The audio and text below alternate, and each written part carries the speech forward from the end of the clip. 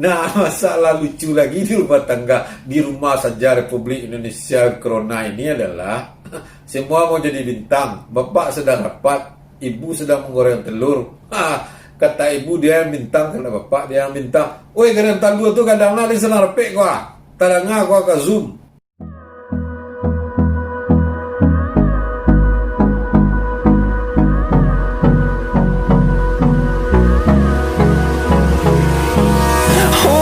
Close till I get up.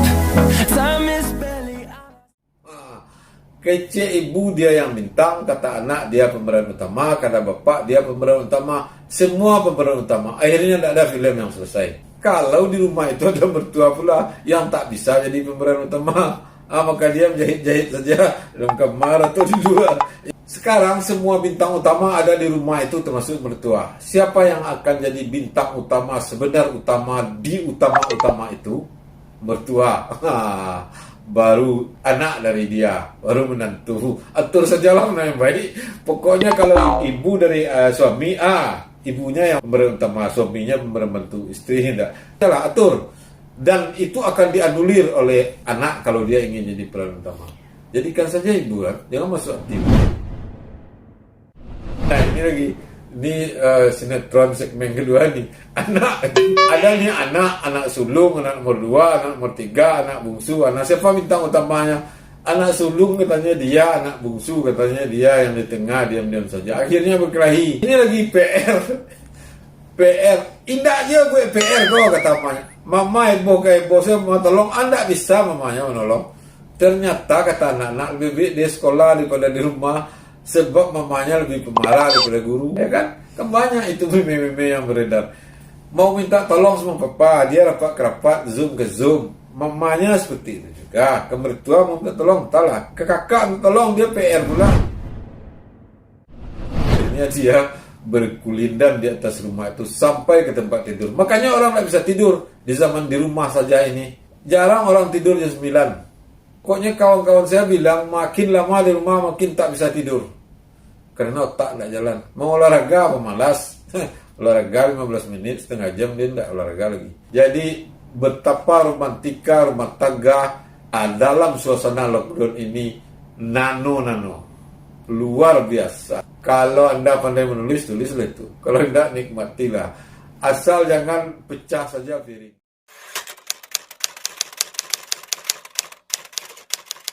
Manusia itu kan tidak sempurna, ada khilaf je khilafat, salah je jangga, utang je piutang, utang sidi, utang pinang, utang lagi, utang batin, salah.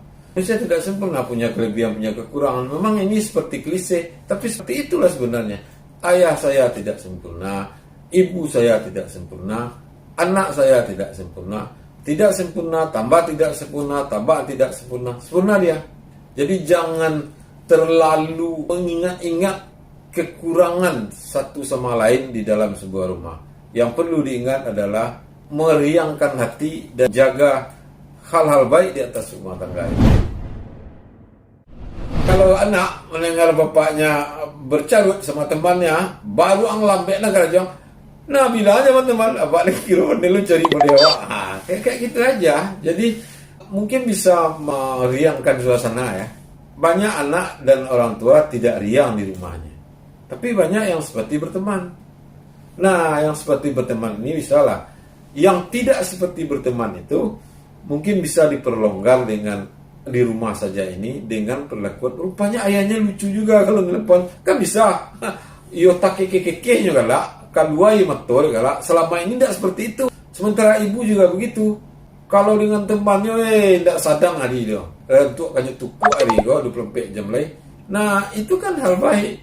Betapa riangnya ibunya kalau dengan temannya. Maka jadilah teman ibu. Atau teman anak.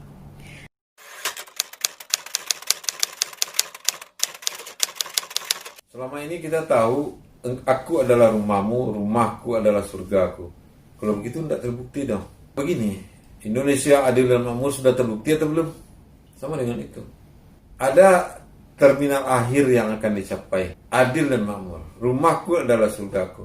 Nah, langkah-langkah selama ini kita kan tidak progres menuju rumahku adalah surgaku. Apa adanya saja. Makanya banyak yang terlihat rumah tangga kusam dari luar atau indah di luar saja. Jadi ada titik akhir yang mau kita tuju, adil dan makmur untuk negara, rumahku adalah surgaku untuk individu-individu. Tujulah ke arah sana. Bagaimana caranya? Pelajari apa step-stepnya. Namanya anggaran biaya kalau di perusahaan. Kalau di situ rencana membangun rumah tangga pedita 1. Kan bisa gitu. Jadi harus dibuat. Kalau tidak dibuat, mana dia capai? Jadi bukan ungkapan itu yang salah. Kita yang tidak bergerak menuju itu.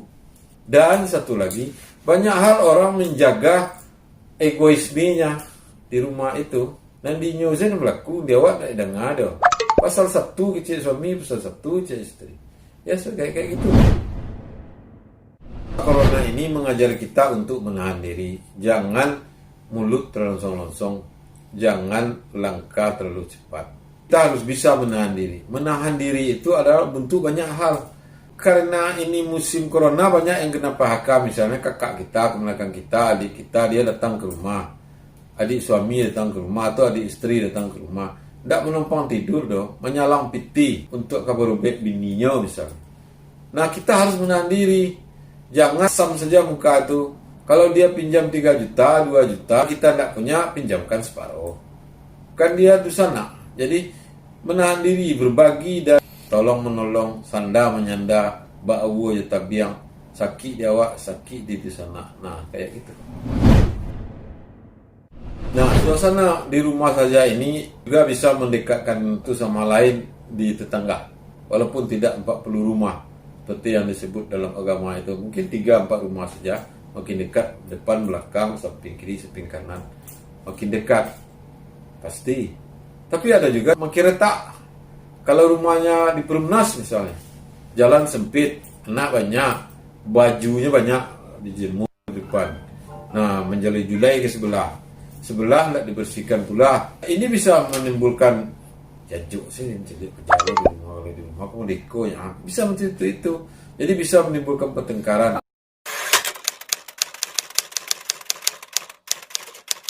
Di musim corona ini, rumah tangga adalah tiang benar, tiang kokoh bagi sebuah bangsa. Karena begini, jika rumah tangga tidak tertata dengan baik dan dia tidak akan memantul keluar. Kalau rumah tangga porak-poranda, percakapannya, batinnya, jiwanya, maka ia akan terlihat di jalan raya. Makanya jalan raya disebut cermin peradaban sebuah bangsa. Karena rumah tangga mengalir ke situ. Karena itu corona yang jahat ini jangan sampai rusak hal-hal baik di sebuah rumah tangga. Dia harus menjadi rotan bagi kaki kita ketika belajar mengaji. Jadi ini adalah surau dalam pengayaan kematangan rumah tangga rakyat Indonesia.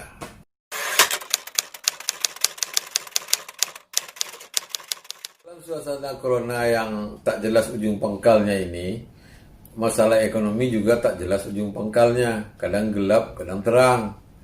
Sementara di rumah ramai, maka muncullah ide bagaimana kita membangun ekonomi dari rumah. Pengeluaran mungkin banyak, ekonomi stagnan, maka muncul ide-ide baru. Ide-ide baru itu antara lain berdagang online. Misalnya berdagang keripik balado. Ini mencari ubinya, ini mencari sambalnya, ini yang menyiapkan packagingnya, ini yang menjual online. Sehingga terjadi kekompakan yang sebelumnya tidak terpikirkan. Ada juga di sebuah komplek, misalnya satu rumah tangga mengambil inisiatif untuk memenuhi kebutuhan sayur semua rumah di situ lewat dia yang dikirim 2 kali seminggu dan dia dapat marginnya. Itu ide-ide baru di dalam pengembangan ekonomi skala kecil.